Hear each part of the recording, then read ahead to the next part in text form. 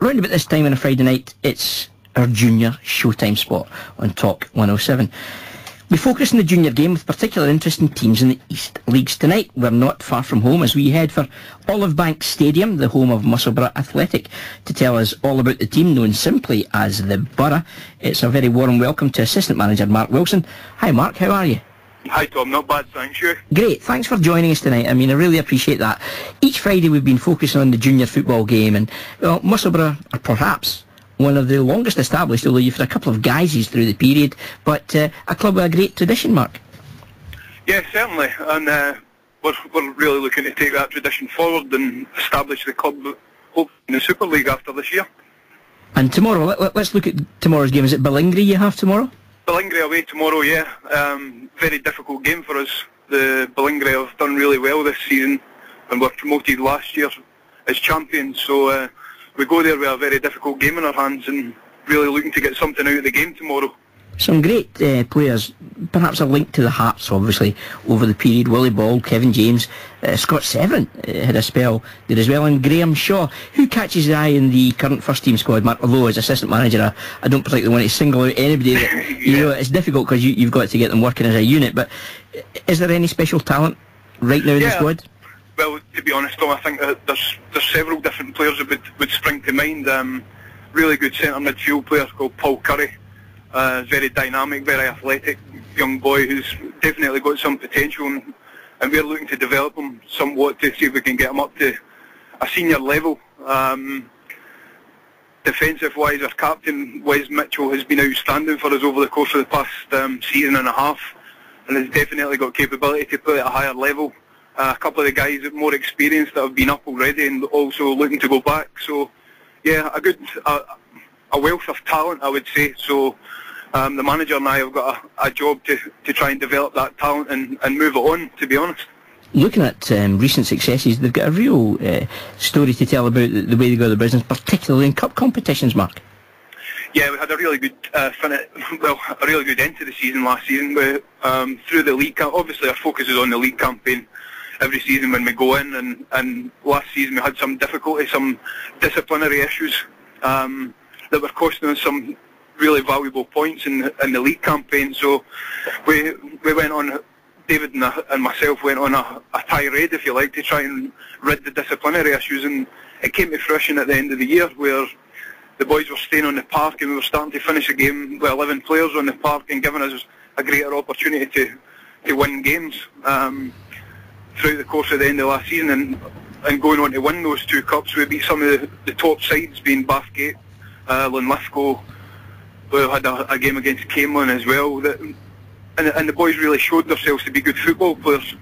So I think that a lot of that taken from last season was that we worked really hard on the discipline and get the 11 players in the park, and we've got a chance against anybody. Hi, Mark. Sorry, it's Alan McLaren.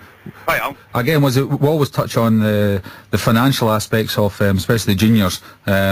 Again, I know you've got a club associated or just at the back of Olive Bank there. Does that generate anything for you? No, it's actually not owned by us, Alan. Is it not?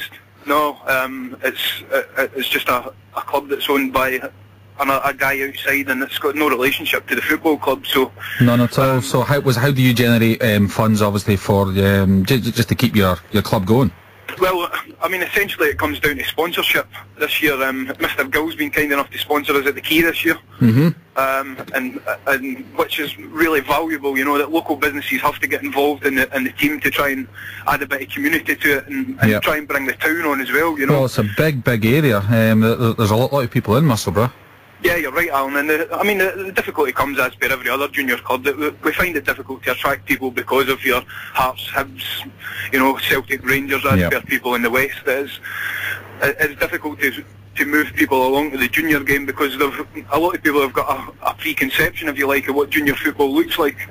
And until you get them along and they get to see the guys can play football, they can get it down and they can pass it. It's not all about just lumping it forward and having a big man up front. So. In general, I think local businesses get involved. We've got you know yourself that there are generally people around junior clubs who really work hard for the club and generate money. Ryan, who does the website, has done a great job for us as well. That he's within about a year and a half, he's developed the website to something that's really, really good, and he's got over 40,000 hits on it now, so he's generating some sponsorship, on the website, and good. Other companies are starting to get involved, so just things like that. And we do race nights like everybody else, and everybody chips in to see what they can do to keep us afloat, if you like. Is it back to the quayside after the matches then? It certainly is, aye. It puts on a lovely spread down there for us, to be honest. Yeah, again, it's not far either, was it? What, 600-700 yards just down the road? So certainly, aye, just round the back, and it's a very nice place as well. He's got a very nice setup there, and he does us really proud after every home game. How's the surface at Olive Bank nowadays? Because I'm going to be rolling on it come the 23rd. So if it's lumpy, you'll be fine in a couple of weeks. Yeah. Just make sure there's water. I'll roll it for you. Well, to be honest, I'm going to be rolling on it with you, Alan. Oh, you're part of the Scottish Gas? I am, yeah. Yeah, good. We're looking forward to it. The surface is really, really good, to be honest. It drains really well. We haven't had any difficulty with it at all. We've had very, very few games off. Really, mostly frost-wise, snow-wise is the only thing that will put it off. It takes the rain really well, and really flat and good surface, nice and big for you, Alan.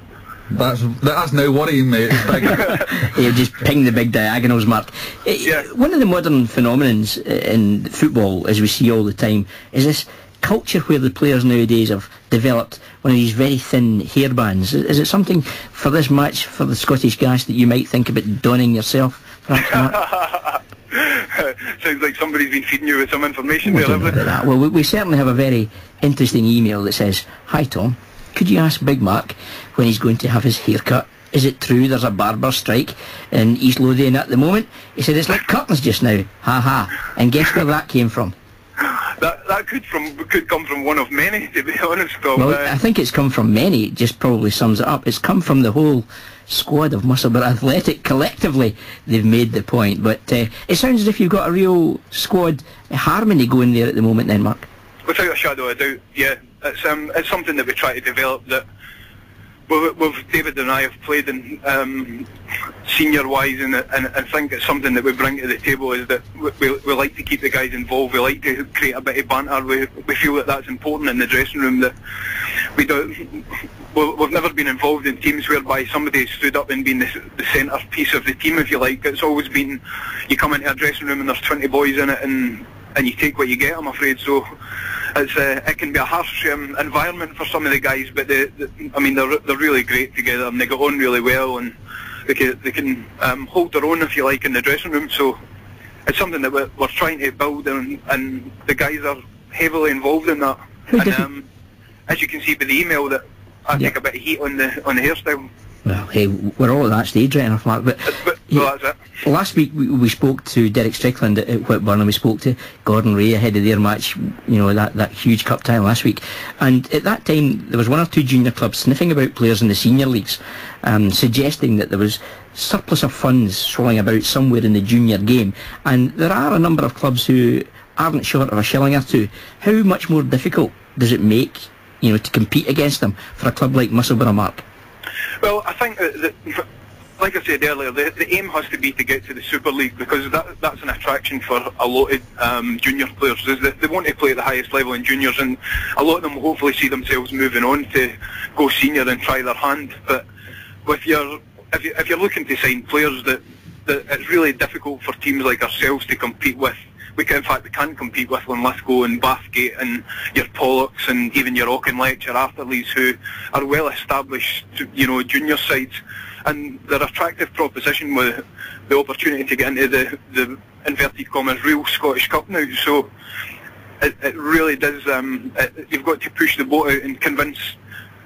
We try and keep it young, to try and keep the younger boys, if you like, with something to aim at, because we firmly believe that we can develop them and we can move them on. However, they have to believe that themselves, and I suppose it comes down to chasing the buck at the end of the day, that these guys are in a much better position in terms of what they can offer them financially. So yeah, we find it difficult. What sort of crowd would you get at a home game, Mark? Well, depending on who we're playing, we've had a few big games this year where we're stretching on the 600, 700, Super. But I would say probably each week we'd be pushing to get into treble figures. to be honest. Well, it's a difficult one, Mark, but we hope the small window of opportunity we've presented here tonight on the Sports Supplement and Talk 107 might just get one or two more through the gate for you there. We'll be watching the progress of Musselburgh Athletic with genuine interest, and we appreciate you taking time tonight to join us on Talk 107 and just talk about your football club, Mark. Not a problem. Thanks very much. Regards to everyone at Musselburgh Cheers, guys. Athletic. That's Mark Wilson, Assistant Manager of Musselburgh Athletic. I want to come back with Simon